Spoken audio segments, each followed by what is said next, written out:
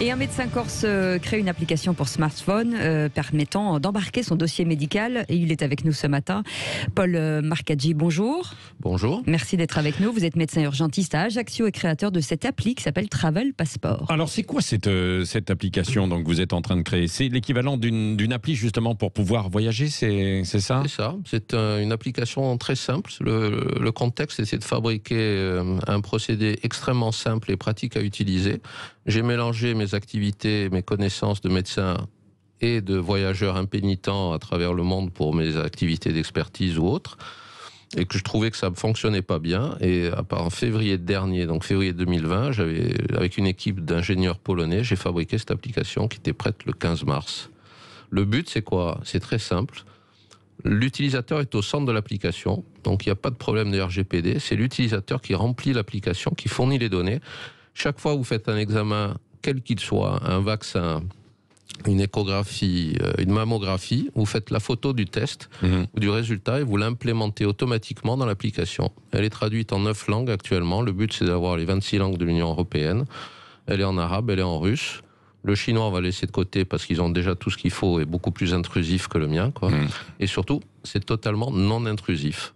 Et là, on pourra mettre également les données sur le Covid, quoi. Par exemple, test PCR ou pas. Oui. Tout à fait. Les vaccinations. Il y a un système de formulaire de l'OMS et on a créé un système de formulaire très simple, un couteau suisse avec tous les tests Covid, PCR, antigène, sérologie et vaccin, qui vous crée un QR code qui valide très simplement si vous êtes avec tous les systèmes de validation possibles, quoi. Oui. Mais alors, docteur Paul Marcaggi, quand on invente quelque chose comme ça, comme vous, avec d'autres ingénieurs et qu'on le développe, comment fait-on après? Vous frappez à la porte du ministère de la Santé, vous frappez où pour pouvoir la faire valider? Je viens chez vous parce que j'ai pris une agence de com pour montrer les choses, d'accord?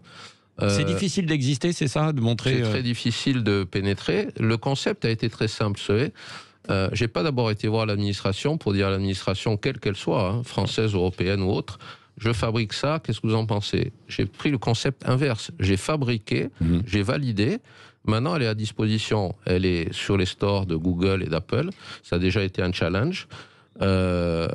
Elle est là, elle existe, elle est gratuite. Oui, c'est quand même quelque chose d'extrêmement sérieux, puisque c'est la santé, plus il y a du traçage numérique derrière, donc il faut que ça passe aussi par des process de validation, probablement des autorités officielles. On est d'accord, mais si vous voulez, dans la démarche, il y a une démarche technologique. Oui. Le parti pris, c'était que rien ne sort du téléphone. Donc, j'ai un cabinet d'avocats spécialisé dans le RGPD qui l'a validé. Donc pas de géolocalisation, aucun pas de tracking, pas de GPS, rien du tout. Il n'y a rien qui sort, c'est étanche. Ok. Donc j'ai un cabinet d'avocats qui a travaillé pour moi, donc elle est compliant totalement pour le RGPD. Elle a été craquée par l'équipe de crackers qui a craqué Stop Covid. Oui. C'est-à-dire, alors dites, ça veut dire quoi, craquer pour les auditeurs?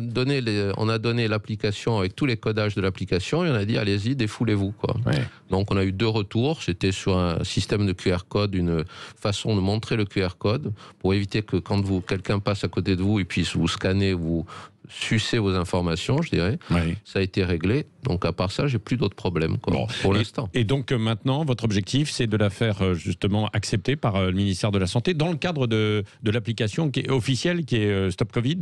Elle peut être likée avec d'autres applications, il n'y a pas de problème. Elle peut être prise en marque blanche par qui le veut. Elle peut être utilisée. Le but, si vous voulez, moi, c'est... L'application n'est pas centrée que sur le Covid. Je suis venu à Paris aujourd'hui, je me fais renverser par une voiture sur le passage Cloutet. J'ai pas amené tout mon dossier médical avec moi. Par contre, j'ai mon téléphone avec moi et j'ai des informations médicales dans mon application. Si je vais aux urgences, je peux montrer à mon confrère que j'ai une allergie, que j'ai un traitement, que j'ai un groupe sanguin comme ça, que j'ai été vacciné pour le tétanos. Mais est-ce que ça vient en complément ou en concurrence, par exemple, de ce qui existe avec la carte vitale qui pourrait être améliorée pour l'assurance maladie pour nous suivre? Ça vient en complément. Le DMP, c'est quelque chose de très lourd. Le dossier médical personnalisé. C'est quelque chose de très lourd et difficile à utiliser. Moi, je suis un homme simple, avec un esprit un peu cartésien, et j'ai essayé de faire quelque chose qui soit pratique et utilisable n'importe où. Vous n'avez pas besoin du Wi-Fi pour l'utiliser, vous n'avez pas besoin d'être connecté à la 4G. Vous avez juste besoin d'avoir une batterie électrique du téléphone qui fonctionne. Ouais. Après, vous faites Et ce que d'avoir vous un voulez. portable, bien sûr. Bon, Et d'avoir un portable. On va suivre d'un mot, parce que vous venez des urgences d'Ajaccio, vous êtes urgentiste là-bas. Est-ce qu'il y a une tension ou pas dans les services concernant le Covid? Je ne dis pas qu'on se repose, mais il n'y a pas non plus une tension de fou. Moi, je suis régulateur au SAMU, j'ai été urgentiste.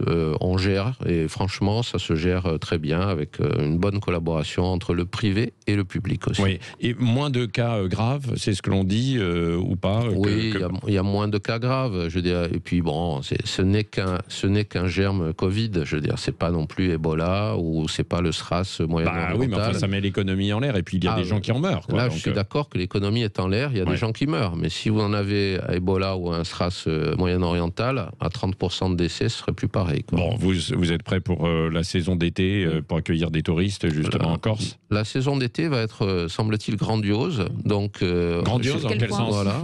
Le nombre de réservations, le nombre de réservations d'hôtels, le nombre de réservations d'avions est considérable. C'est la CCI de Bastia qui me l'a dit. Il faudra des PCR ou pas? Aujourd'hui, il y a des PCR et de toute façon, vous savez, on avait encouragé le président de la région, Gilles Siméone, et d'autres politiques maintenant. Ouais. On a un logo, c'est Corsica Safe. C'est safe pour les gens qui viennent, donc ils sont les bienvenus, et c'est aussi safe pour nous, les gens qui y vivent. Exactement. Merci Paul Marcaggi, donc médecin urgentiste à Ajaccio et créateur de cette application Travel Password qu'on va suivre. Merci, voilà. merci à vous.